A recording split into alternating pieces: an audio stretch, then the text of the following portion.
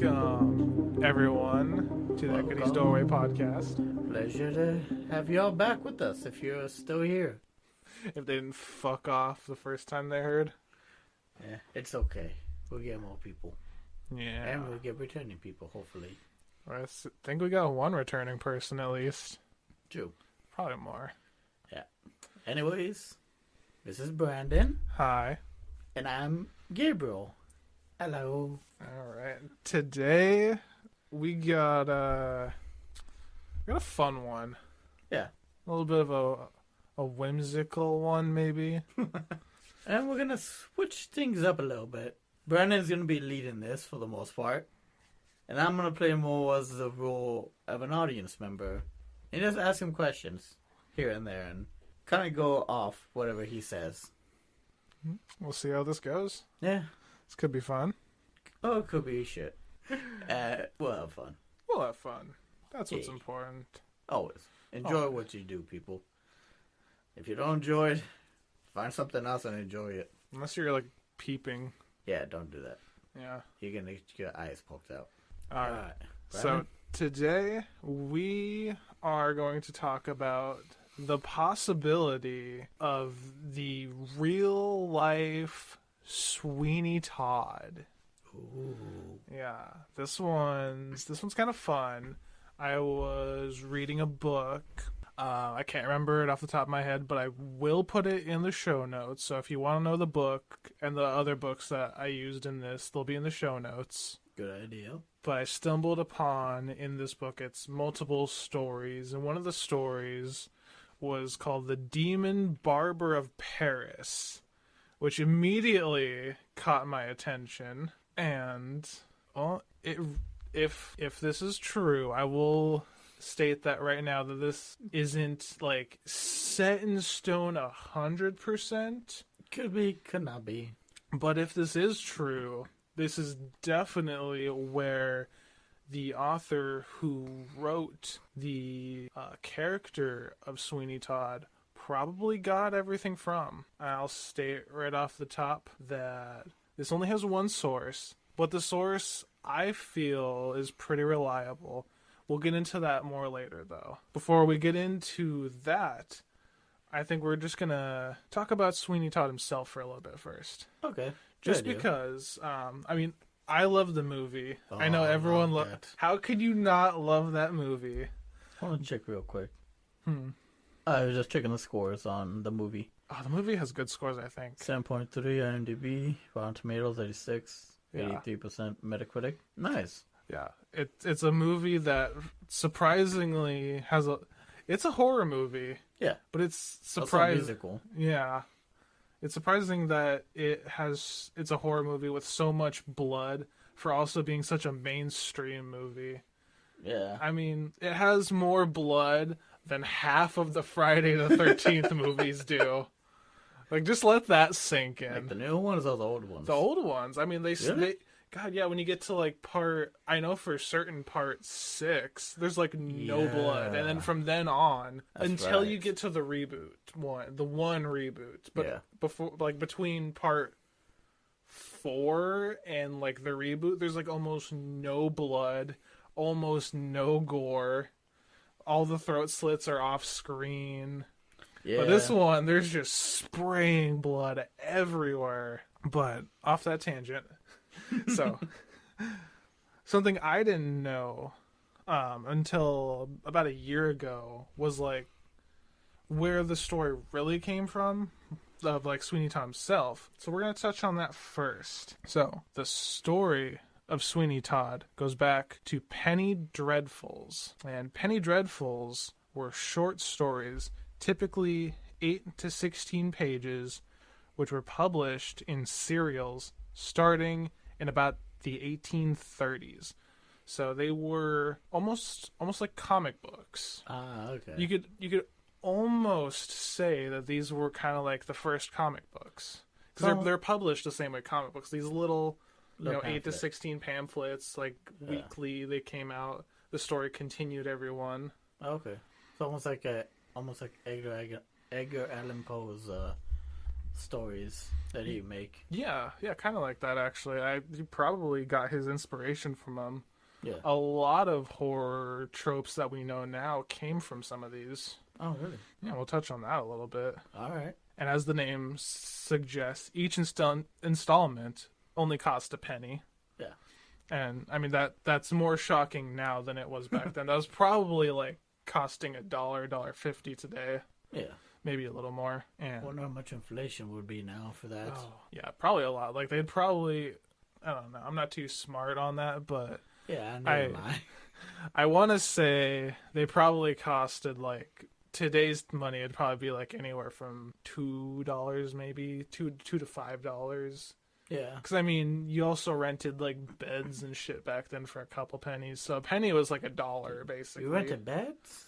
Yeah, remember, like Jack the Ripper era? Like, you could rent Oh, a bed. yeah. You could rent a corner of the room to sit in. Or, just, like, a fucking pier or whatever. Like, a little pew. Yeah. Yeah.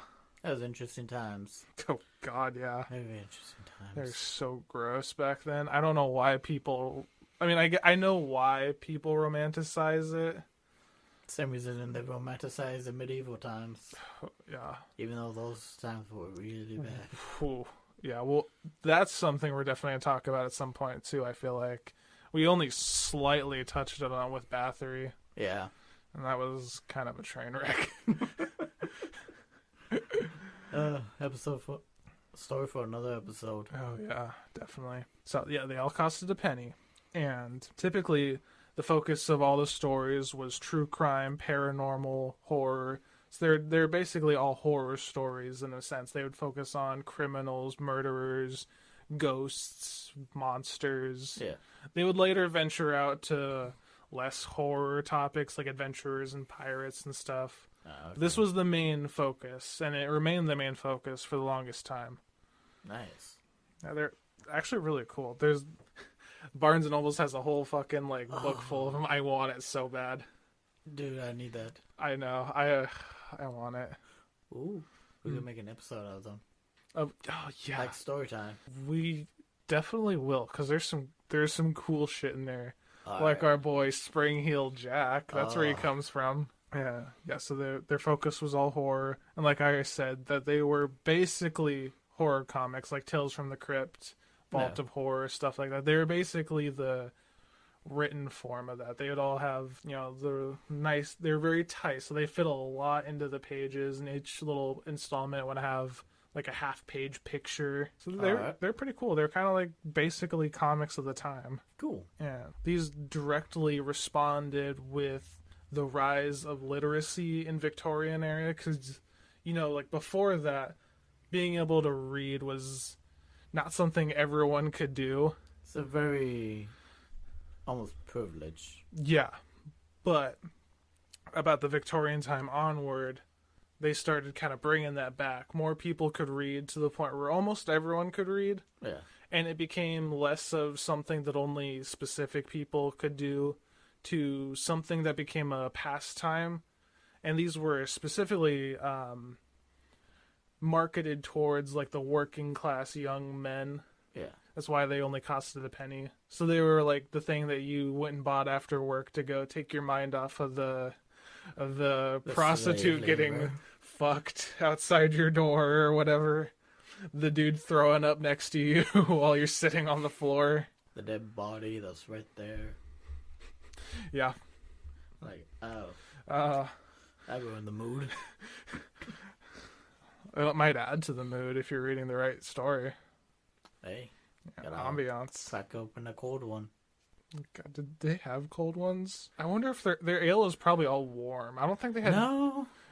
When did ice become a thing that you use in your drinks? Because obviously ice has been a thing forever. But when did they start using it in drinks? Because I would not be surprised if they did not have cold drinks at this time. Because, I mean, you have to find a way to keep it cold. I'll look into that. You keep going. Okay. So, alongside Sweeney Todd, like I mentioned, we also have stories of Spring-Heeled Jack. That's where he came from. And that one, That's one we'll talk about later too, because he sprung a whole like craze of sightings, almost like Mothman, and like he's basically like a cryptid almost, where everyone was reporting seeing Spring Hill Jack. But we also have one that I thought was kind of interesting called Varney the Vampire. And from what I could find, I didn't do a ton of research because obviously this isn't the main focus of this, but from what I found, Varney the Vampire is where a lot of vampire tropes came from. This is, I believe, before Dracula. Ooh, so before, what's the name? The first vampire. Which one? The first vampire book. My bad. Oh, what was it? Carmilla? Carmilla? Yeah, that one was written. Oh, that's a good one to do too. That one was before Dracula, but I think that one was before this. This was before that too, because this is when fangs actually became a thing vampires had. Apparently they didn't have fangs before Varney the Vampire. Really? Mm-hmm. Damn. Well, when you go back to like another episode we're gonna do, the history of vampires, I know in like places like ancient Greece, they're almost more like spirits or ghosts than they are physical creatures. Like they were like the psychic vampires that would drain your life force magically. They wouldn't bite down and suck the blood out. So I just thought that was an interesting tidbit, something we'll definitely cover on in a future episode. All right. But the one we're mostly going to be the one we're going to be talking about today, of course, is a story called The String of Pearls, a Romance, which is Sweeney Todd's story, the place where he first comes from before all of the musicals and all of the movies. Oh, okay. So this is like, all right, I get what you're saying. So this is like this is the first time Sweeney Todd has ever been mentioned. Like this is where he comes from, and then from this we get like the musicals, and all that. Yeah, because this is I'll mention this a little bit later. The story that brought him to life. Yeah. This is his story. And may or may not have been inspired by real events. We're gonna definitely get into that. Yeah. So, The String of Pearls, also known as A Sailor's Gift, was first debuted on November 21st, 1846. And it's an 18-part story, which ran until March 20th, 1847. Damn. The author isn't 100% known. I don't know. I think it's because they would write the stories and send them in, and they just didn't always get proper credit. Aww. But I believe, from what I could find, a man named James... That was a weird way to say that. James Malcolm Rymer is the most agreed upon author of the story. And the story was also published in a book, which is a little different than the 18-part Penny Dreadful series, which was published in 1850. But that 1847, that's when Sweeney Todd is first introduced to the world. Before there was ever singing and the wonderful, wonderful movie that I want to watch so badly now. Oh, we can watch it later. Oh, man, I'm going to. I've been listening to the soundtrack the whole time I've been doing the research for this. Nice. Oh, so good. So good. Apparently that was Johnny Depp's first time ever singing. Really? Mm-hmm. Damn, that's cool. Yeah, he had like a vocal coach or whatever teach him how to properly sing, because he was already cast by Tim Burton before. He's like, I'll take the role, but I've never sang before. Like, shit. Everyone's like, Tim, why you always gotta cast these guys right away? Because he's perfect, that's why. The original story. Now, the original story is absolutely almost, I don't want to say almost entirely, but it is very different than what I'm sure a lot of us who watched the movie before anything else, or even the musicals before anything else, are familiar with, because this is different than the musicals and the movie by a lot. So here's a nice short summary. The original story is set in 1785. Lieutenant Thornhill goes missing, last seen entering Sweeney Todd's barber shop on Fleet Street. While out to deliver a string of pearls to Joanna Oakley on behalf of her lover Mark. I'm probably going to butcher this one. Ingestry or Ingestry or something like that. I couldn't find out the pronunciation of that. Who is believed to be lost at sea. Thornhill's friend, Colonel Jeffrey, finds his dog Hector looking for his master and attempts to locate him. As he's searching for Thornhill, he's eventually joined by Joanna, who wants to know what happened to Mark. So immediately off the bat, that's a whole different story than I think any of us are familiar with. There's no backstory to Sweeney. He's just a man. Joanna suspects Sweeney Todd is involved in the disappearance, and she goes under disguise as a young boy to become Todd's assistant after his last assistant was sent to an asylum after accusing him of murder. So this woman just dresses up like a boy. He's like, I'll work for you. And he's just like, oh, okay, yeah, that makes sense. Yeah, checks out. You look like a boy to me. And then through her, it's soon discovered that Todd is sending victims down to the cellar through the trap door under his chair to their death. Damn. And that's one thing that's been kept in throughout the entire thing is his trap door chair. Yeah. Though apparently in the original, he didn't slit their throat up there and then drop them down. He would drop them down, and the fall would usually kill them. Damn. And if it didn't, he'd go down there and slit their throats. But he wouldn't do that up in his little barber shop. Yeah, where there would be evidence of what he's done, which would be a smart move to do. Though I'm sure you could cover that up pretty easily. I mean, I could imagine barbershops back in the 1700s were probably pretty bloody. Yeah. I should have looked this up. I didn't because I just thought of it. But I wonder when barber surgeon switched over to just barber.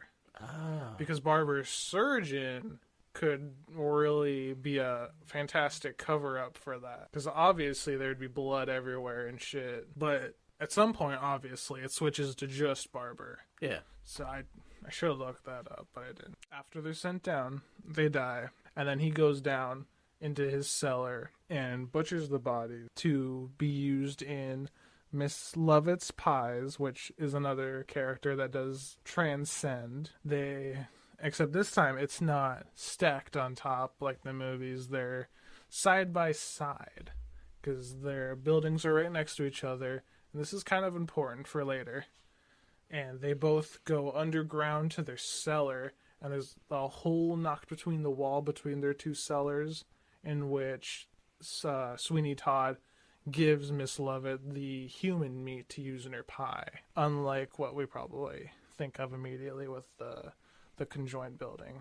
Yeah. And this will come back later. Okay. But it's been discovered, through Joanna going undercover, and then she also discovers that her lover Mark was not lost at sea, but somehow made it back and was kept prisoner by Sweeney Todd and Miss Lovett to make the pies in the cellar. She frees him.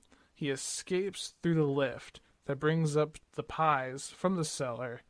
And upon entering the pie shop, he announces, I'm not going to do a British accent because I'm not going to make myself look like a jackass more than I already do on this show.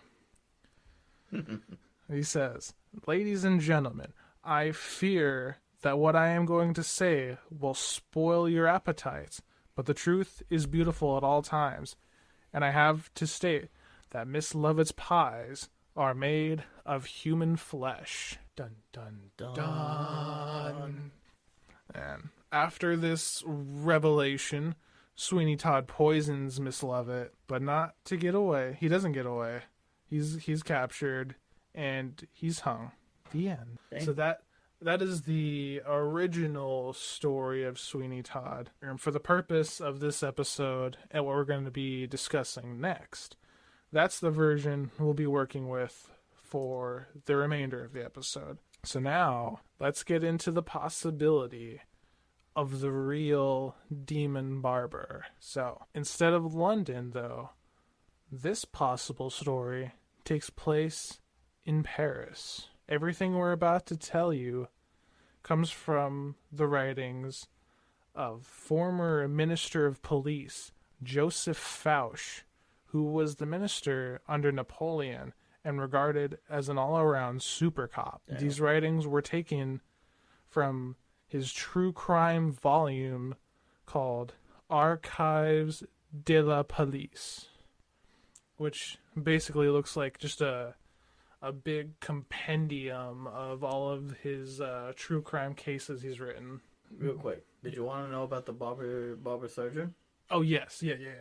Absolutely. Alright, so the separation of barber and barber surgeon, and apparently it happened in 1743 in France, is when it kind of started to separate there. Then in England in 1745, barber surgeons who cut or shaved hair were not allowed to perform surgery. And then in the 1800s, there was a college of surgery was founded in England, and the last practicing barber surgeon in England died in 1821. Okay. So at that point, there were no more barber surgeons. They were just barbers. So this definitely is both the story we're about to talk about and the time Sweeney Todd is set in his story are both after the barber surgeon is no longer a thing. So that's interesting. That's a good thing to know. They also performed dentistry. Just an all-around thing. Yeah, they would take out teeth and whatnot. What order do you think they did that in? We're gonna go in. I gotta get my tooth pulled. I gotta get this fucking mump off my leg, and I need a haircut. I guess whichever one they wanted first. I don't know, man. I would imagine the haircut first. Because could you imagine getting your haircut after you got something lopped off your leg and your teeth pulled in a time where anesthetics weren't a thing? Oh, You'd just be like, oh, I don't care what my hair looks. Just stop. that would hurt. God. I am so glad we don't live in this time. Could you fucking imagine? I know. One other thing that I found from a Sweeney Todd kind of blog that I was looking around, and one of the paragraphs that said, in many versions of Sweeney Todd's story include the 1973 Christopher Bond play. I didn't know about that one until this one. Sweeney Todd is identified as a barber surgeon in Bond's version. Oh. Is that good? Okay. He's gone through I looked at the list of all the different versions. There's so many. Yeah. When Sweeney Todd returns to London, he stages a public competition against another tradesman, as we also see in the movie and whatnot. Oh. Okay. To see which of them could perform not only the best shave, but the most deft tooth extraction. The most what? Deft tooth extraction. What the most? Where they extract the tooth. It's just like whoever could do the smoothest, I guess. I don't fucking know. Whoever doesn't kill them. Yoink. Just blood shooting out of his mouth. Ow. Well, I don't think I didn't win that one. But yeah, there's a... This story, as described in the Archives de la Police, I definitely didn't say that right, but... It's okay, we'll keep going. We'll keep going. This isn't the first time we've butchered the French language. Sorry, the French. Was this the third time we've apologized to the French? I think so. Oh my god.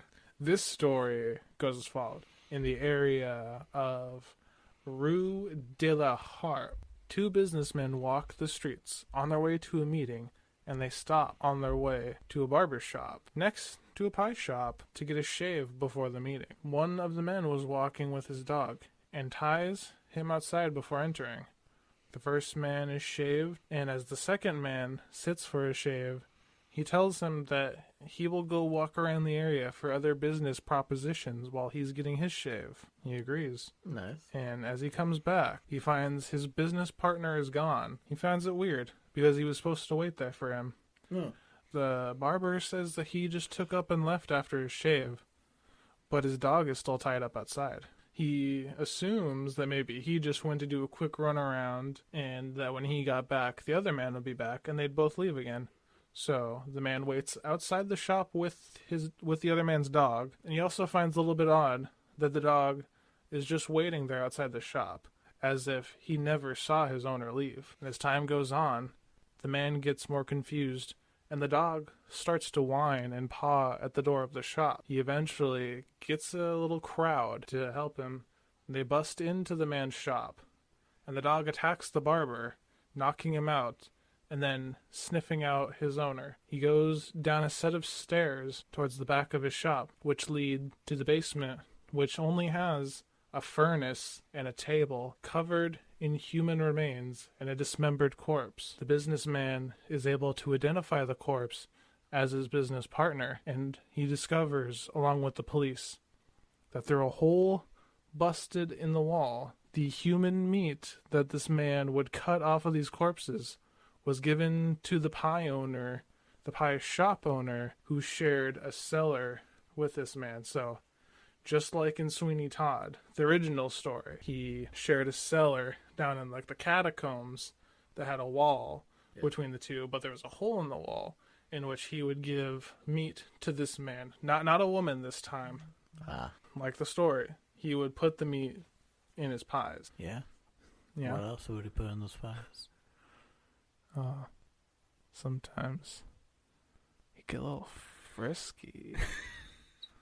Maybe it was cream pie. Ooh. Sunday. Yo, could you imagine that, though? If he actually did that? Could you imagine if he cummed in the pies?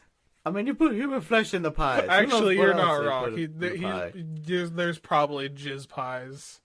Like, let's be real. How many serial killers jerk off on the bodies? All of them. That's the correct answer. Yeah. All of them. That's discovered. The police are called. They come in.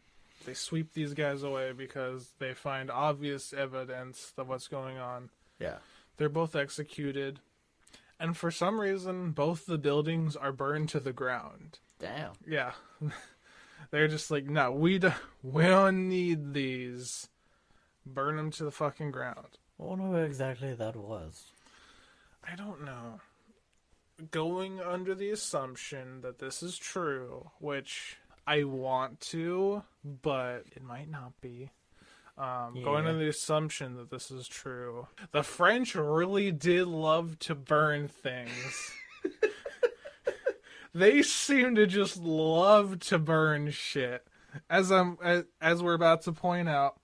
Now, Fauch's writing in his book is the only source we have for this. That could be because, and look this up real quick. I didn't look this up. Look up the French communes before. The French Paris Commune, March 18th, 1871 through March 28th, 1871. The Paris Commune was a revolutionary government that seized power in Paris, the capital of France, from 18th of March to 28th of March during the Franco-Persian War in 1878 to 1871. The French National Guard had defend Paris, and working-class radicalism grew among its soldiers. Okay. Yeah. Exactly. Okay, so that's what I thought it was. Yeah. Because during the French Commune, a fuck ton of contemporary records were burned, which would mean court documents, arrest records, things like that. Sounds about right for a revolution. Sounds about right for fucking France, just burning everything, apparently. Burn it all. Because apparently that's what they say happened to Gilles de Rais after he was put to death. They burned like a fuck ton of the records about him. Yeah.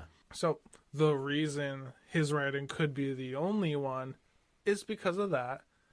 It could be false, or it could be because it's the only surviving record.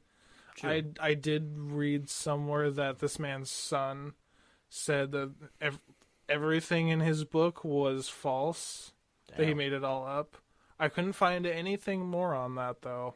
But I don't know. This supposed super cop just making up a bunch of stories sounds a little odd to me. Yeah, I can see it. and with nothing to back it up. Like, I mean, nothing to back it up, nothing else to go on. Like, I don't know. It's really up in the air. This isn't a definitive episode, but I thought this was pretty interesting. Yeah. Oh, most definitely. Yeah. This lines up pretty perfectly with the time that Sweeney Todd's written, because they are convicted in 1801, and Sweeney Todd is written in 46? Yeah. Yeah. So, I mean, it's a good 40 years, but that's enough time for word of this to circle around throughout France up into London. And there's a couple other myths about this too, but this is the one that has a super cop writing, basically, like a super cop writing about this in his whole book of cases. This one has the most backing, I thought. No, but in our Twitter, in other places we can leave comments and whatnot. Just let us know what y'all think about Sweeney Todd. Did you love him? The story? Did you hate it? This could be the origin. This could be the real life Sweeney Todd. Couldn't find a victim number. I mean, I don't think it'd be possible for them to find a victim number. But many people. Probably at least 40, I would say. Yeah. Maybe. What did you think of that, Gabe? I definitely knew some of the things. I didn't know too much about the history, though. Oh, what, Sweeney Todd? Yeah. Like, I knew it was possible he was real. I just never had the chance or really looked into it that much. I didn't know about the whole Penny Dreadful thing until like maybe about a year ago. Well, I mean, this is a pretty easy episode. There's nothing really too bloody. Obviously, like, what are you gonna say? They butchered the bodies, but yeah, they didn't go into specifics, unlike in the movie and the books and whatnot. Oh man, the movie's so bloody. But so yeah, it's a little palate cleanser before we start getting into some darker territory, which we are going to be getting into here very soon, if things go according to plan. Yeah. Our next episode is going to be about the Green River Killer. Yeah. Mostly because, he's from the area. We're from Washington. He's from Washington. Yeah. It's a fucking stain on the country, but I'm pretty sure Washington has a lot more than just that. Oh my god, dude. This Ted Bundy. Apparently, we're a serial capital. Apparently. Serial killer capital. We were, yeah. Go fucking figure. I know. I mean, in this state, it's bipolar weather as hell. And you got seasonal depression and whatnot, so yeah, I can kind of see it-ish. Another tangent, I'm sorry, I'll make it quick. But the biggest reason I think that has been like just explained for that big serial killer boom in the 70s was lead poisoning. Lead poisoning? Shit. Because, lead paint, leaded gas. Yeah. That was really big in, 50s, 60s when these guys were born. And then by, like, the 80s, I think they started to slowly push that out. Yeah. But, lead poisoning can fuck up your head amongst all the other stuff. Head injuries and just the terrible childhood and fucked up DNA at birth. Oh, they had terrible childhoods. Oh, yeah. Most of them. Some of them didn't. True. Not all of them. We'll talk about all of those soon enough. But yeah, no. Green River is going to be the next one as long as everything goes according to plan. Mm-hmm. And then what are we going to do after that? We're going to do, like I mentioned, we're going to do vampires. We're just going to cover vampires throughout history, I think. Yeah, like how they came to be and how they started out originally versus how they've changed, like through recent, like through social media and media in general, how they've all changed. We already just touched on the fact that before Barney which is a weird name, but Varney the vampire, they probably didn't have fangs. I keep hearing Barney instead of Varney. I love you, you love me. Okay, come over here so I can bite your vein here. What? Motherfucker. Veins is probably better. Yeah. But yeah, no, that'll be... And then we're going to talk about Richard Chase. Fuck. Get ready for that one, because it's going to suck. Eventually, we were gonna have to cover him. Oh, we're gonna. Correction, on the last episode, I said that he cut the baby out of the woman. Yeah. The baby was 2 months old. He found her. Oh. He just cut all her guts out. He came in there with a gut bucket and a blood bucket. And he cut her stomach open crisscross to get the guts. And he slit her throat to get the blood. Fuck. And then he took the baby. The fuck did he do with the baby again? I can't remember. He put it in the blender. He made a baby that's smoothie. Enough. Oh, man. I wish I never asked that. We're going to talk about it again here in a couple weeks. Yeah, yep. And That'll then definitely be a gold star episode. Oh, that is the definition of a gold star episode. Yeah. And then after that, we're going to have to do a palate cleanser. Yep, definitely. We'll probably talk about fucking cryptids again or something stupid. Just so y'all know, a gold star is just our level of how really messed up it's going to be. Definitely didn't steal that term from last podcast on the left. Nope, didn't do it. Man, we'll figure something else out. Yeah, we'll come up with our own term. Yeah, we got to. But yeah, okay, everyone, that was the episode. Yeah. Anything else you want to add before we start closing this out with our end of episode rambles? Nah, there's one thing I want to talk about. We'll say that till afterwards. Yeah. Yeah, just a little side thing I wanted to talk about, get people's opinion on. Well, I mean, this is the time to do it. Oh, okay. Yeah. Fuck it. Yeah. What do you want to ask? How many of y'all that are still listening? Hopefully, y'all still listening. How many of y'all have ever heard of Repo, the generic opera? Oh yeah. You seen that? I've seen bits and pieces of it. I haven't seen the whole thing. Bro, that is such a good movie. It's the reason why I love musicals. It sounds weird, I know, but musicals like that, I really love and enjoy. And it's such a beautiful everything, the costumes, the lyrics, the setting itself. I guess that does fit with the episode, doesn't it? Yeah. Talking about a musical, after all. Yeah, because in the Repo, the genetic opera, basically it got to a point where humans were dying because of mass organ failures and other stuff like that. Eventually someone came up with the idea, like, hey, let's make fake organs to sell that actually work. But we'll just sell a really high price. And yeah, and that's kind of what they did. And then if you didn't pay up, the Repo Man will come by and collect the organs. That's actually kind of a cool premise, not gonna lie. That's pretty sick. Oh yeah, it's not like the movie The Repo Man. It is... Repo Man coming for your kidney. They actually did that in the movie too. Coming for the kidney? Yep. Took the kidney right out. Man. Yeah. Now, if any of y'all have seen it, just give me a quick type. Just quickly type something on the comments and whatnot. I just want to know people's opinion on it. Does anyone else like this movie? Fuck. Because seriously, the amount of people I've talked to that know about it are very few and far between. It seems like a very niche movie. It is. I haven't seen a lot of people talk about it. Citrate comes in a little glass vial. I just can't help singing that one every time in my head. Oh, you got the grave robber.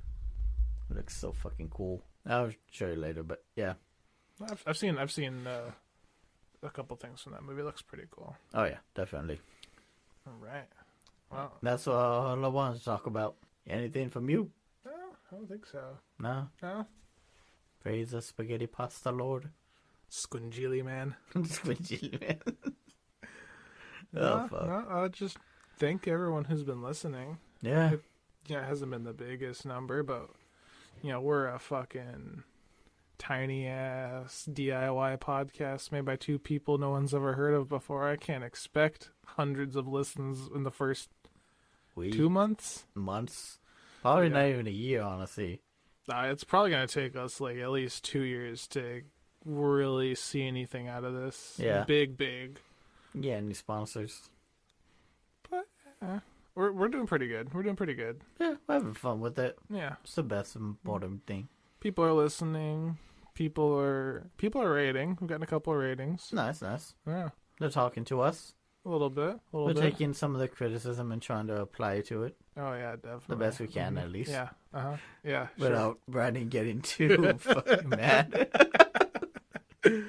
It's okay. I'm listening. It's okay. Yeah. Sure. Keep criticizing me. Criticizing helps. Good criticism. But yeah, no. Thank you for listening. All the usual. Follow us on Twitter, hecatesdoorway_podcast. Email us at hecatesdoorwaypod@gmail.com. Everything else will be in the show notes. We got our Patreon if you, for some reason, want to give us some money. $1. Just $1. A whole ass dollar. Whole ass dollar. We'll add more later as we get some more people on there. Hey, who knows? Maybe if we get sponsors, we can add some stuff to that too. Oh yeah, we'll definitely add some stuff. I think later on, once we really start adding our like listenership and everything, we'll do like early release episodes. Yeah. I want to do a giveaway at some point. I mean, we have we have a shit ton of stuff. Yeah. We could give away that. If anyone's interested. Yeah. Oh yeah. We have, I mean, we can, God, we have some shit. You got a Slipknot mask. You think I'm giving that away? No. I just had to point it out. I knew he wouldn't give that away, but it was still funny to see his reaction. No, we'll do like a giveaway. We'll give away stickers. I actually have a shitload of like horror stickers. You can give away communist Superman. Racist Superman. He's not racist. He's communist. I don't know. I've heard him say some things. For the people. Sure. We the people. He's flying the Russian shit, man. Yeah. He communist Superman. Communist Superman. Me. But no, we'll do some shit. I want to do like a giveaway or something fun. Yeah. We'll add more shit later. Yeah. Contact us. Wherever you're listening, please give us a rating. 5 stars. It helps. 5 stars only. Give us your honest opinion. 5 stars only. Honest opinion. It worked. Yeah, true. What was her name? I should shout her out because that one, I'm assuming it's a lady. Are you just assuming now, people? I am just assuming. I'm sorry. Let's see. Yeah. I think I took a screenshot, didn't I? Yeah, I think you did. Junie Swan 990. Whoever you are, she's not getting a shitty cake. Wait, she's the one that left a comment? Yeah, what did she say? She said, I don't want to get a shitty cake. Yeah, please don't bake me a shitty cake. 5 stars and you don't get a shitty cake. Fuck yeah.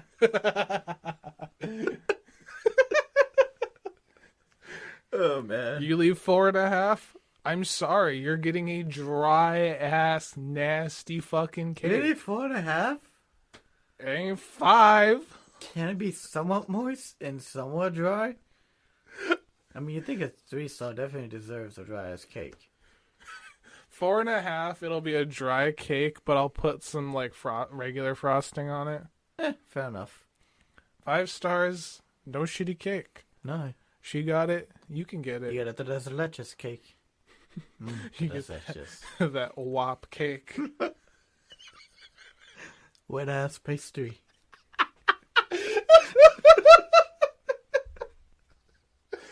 Is that your bakery? Yeah, that's what I'm going to call my bakery. Pastries. Wop. Welcome to Wet-ass Pastries. May I take your order? Oh, you're just going to trigger Ben Shapiro. Fuck him. pastries shouldn't be this wet. It's gonna be full of yeast. My wife's a doctor. My wife's a doctor, and she says it's normal for it to be this dry. Oh, man. It's not because I'm a little boy, man. You really don't like him, do you? He's so annoying. They're all annoying. Those fucking... I just covered my mouth while I'm talking to a microphone. That's how professional I am. Yes. Oh, man, we're really going on a tangent this time. We should close this out. We should close this out. Alright. Thank you all for listening. Have a good evening or good morning. This evening for us. It's night, dude. It's fucking midnight. Is it midnight? It's almost. Shit. Okay. He'll say it to everyone. Let's be